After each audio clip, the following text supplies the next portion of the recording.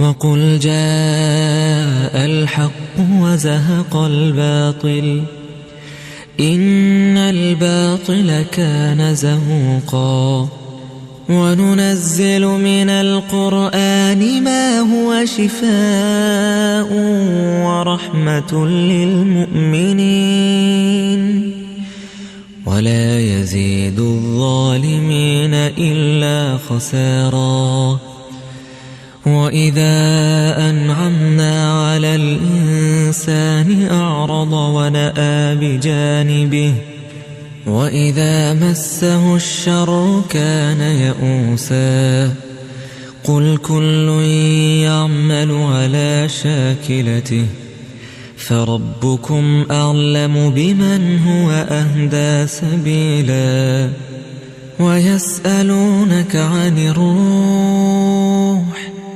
قل الروح من أمر ربي وما أوتيتم من العلم إلا قليلا ولئن شئنا لنذهبن بالذي أوحينا إليك ثم لا تجد لك به علينا وكيلا إلا رحمة من ربك إن فضله كان عليك كبيرا قل لئن اجتمعت الإنس والجن على أن يأتوا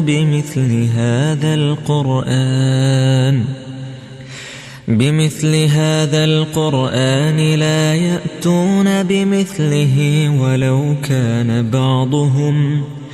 ولو كان بعضهم لبعض ظهيرا ولقد صرفنا للناس في هذا القرآن من كل مثل فأبى أكثر الناس إلا كفورا وقالوا لن نؤمن لك حتى تفجر لنا من الأرض ينبوعا